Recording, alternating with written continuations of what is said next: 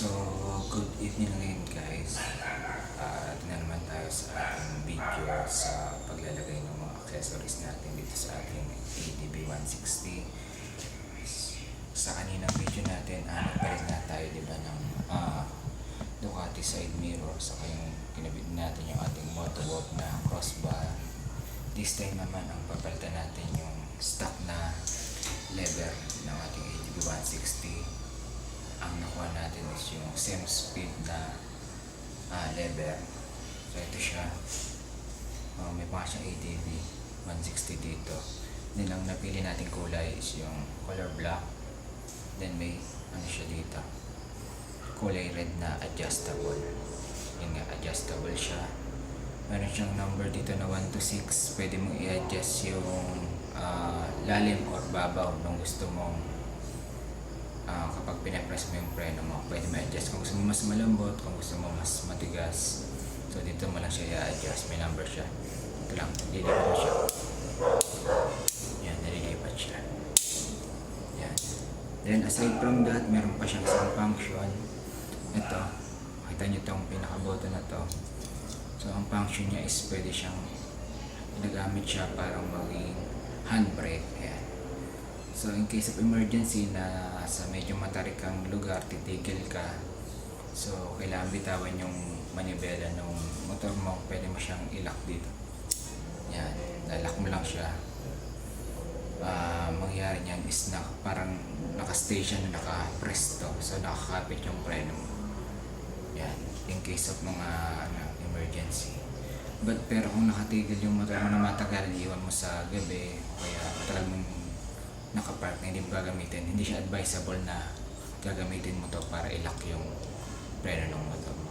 Hindi ko lang yung eksaktong din lang, pero may kinalaman siya dun sa braking system ADB 160, kaya hindi siya adjustable.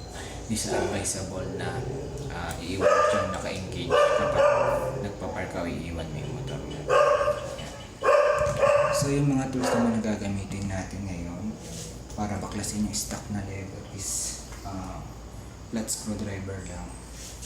Saka wala mo rin ng socket wrench or kahit adjustable. So ang size niya ata is 10. Then dito flat screw na may nasa kabila. Pero may mga nut siya sa ilalim na size 10 din yung bolt niya. I think it's 6mm. So baklasin muna natin.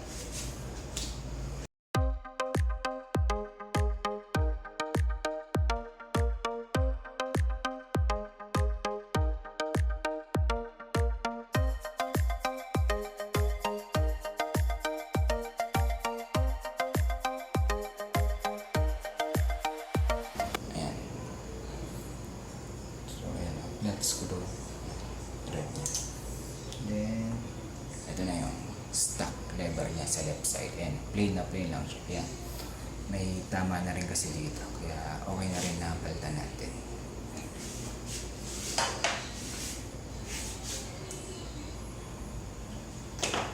Then, lipat naman tayo sa right lever.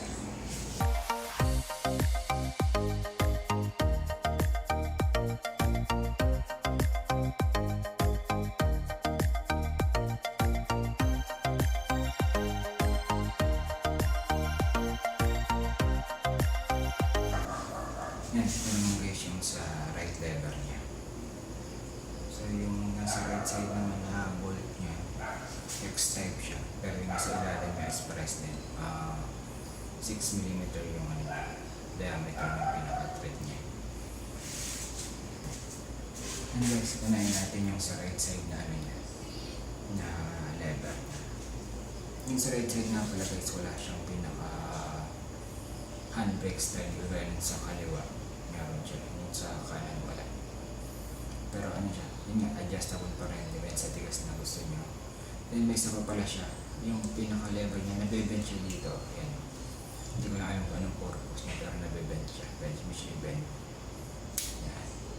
Then nga pala, meron pa siya dito isa pang ano. Pwede mo siyang pahabain, pahabain o paikain yung pinaka-lever mo. Kung meron siya dito ang allen bolt, so luwagan mo lang, then i-adjust mo siya depende sa gusto mo. Pero ito yung pinaka-setting niya, ito yung pinaka-maiksi niya. O pwede mo pa siyang habaan guys, pwede pa siyang umakba. Ulit natin yung sa right side.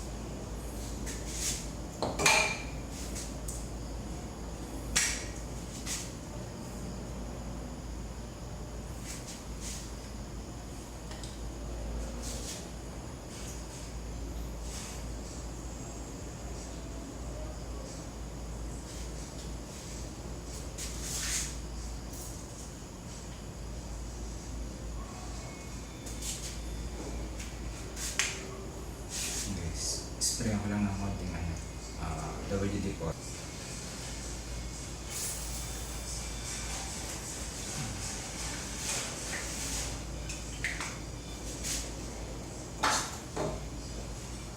So, ganun din kung paano lang naman binaklas yung stock lever, ganun din natin.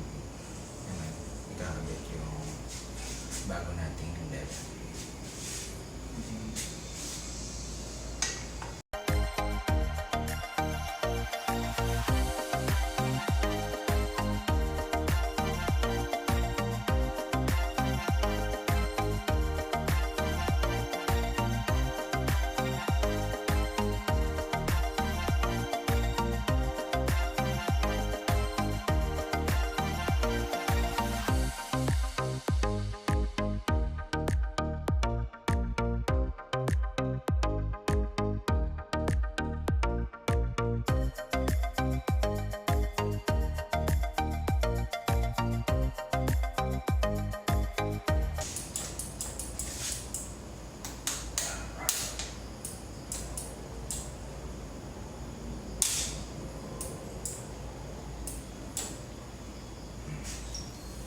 So ayan, lipat naman tayo dun sa kaliwang lever. Okay, kaliwa. Yan. So sa kaliwa nga pala guys na lever, since magkakaroon ka ng parang yung lagi ko kanina na handbrake, mag-iiba yung tornilyo niya, may kasama siyang sariling Allen bolt dun sa packaging niya. Then may iba pang yan, iba pang parts para mapagana mo yung pinaka brake niya. Ayan, testing na, check natin.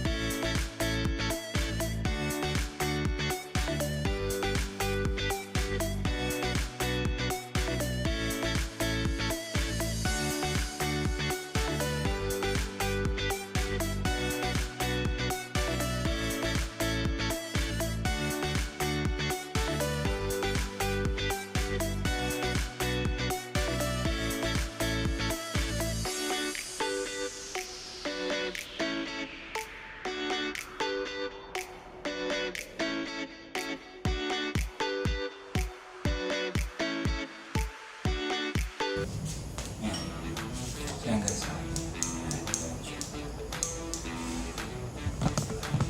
Yan, pakita din natin siya ng malapitan para mas makita niyo. Okay. Yan. So ito na guys. Nikabit na nga natin yung ating brake lever. So yan, may pangalan siya dito ADB 160. Then yung nabanggit ko kanina, itong portion na to pwede mo siyang adjust. Meron lang siya sa likod na teka natin. Yan. Allen bolt na pwede mo siyang lugan, then i-adjust mo siya around, pwede po siya max hanggang 1 inches pa, pilipitan mo lang. Yan. Then ito yan yung adjustment natin from 1 to 6 to. So 1 yung pinakamalambot, then habang inaano mo siya, tinatasin yung number, umaangat din yung lever mo, yung lumalayo to. Break natin sa 1, lalapit siya. So lower the number, mas malambot siya, then higher the number, yan, mas lalayo siya ng ganyan. Medyo mas matigas na yung pag pinapress mo yung lever. Yan, then yung park brake natin, yung pinaka push button niya. Yan guys, yan. Pakita natin, then yung left side, and then same lang siya, wala lang siya yung pinakaiba lang nila is yung park brake, wala yung sa right side, wala siyang park. Yan, so ayan guys.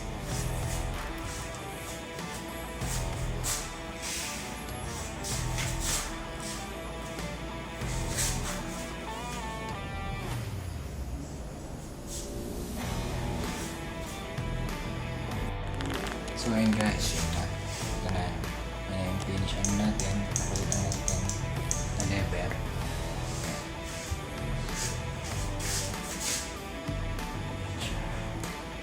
So again guys, thank you for watching sa mga video natin sa mga accessories na nilalagyan natin or pinapalit natin sa stock parts ng ating ATV 160. So sa susunod naman yung gagawin natin yung headlight drill, lalagyan natin sa susunod na video natin. So yun lang guys, thank you ulit for watching.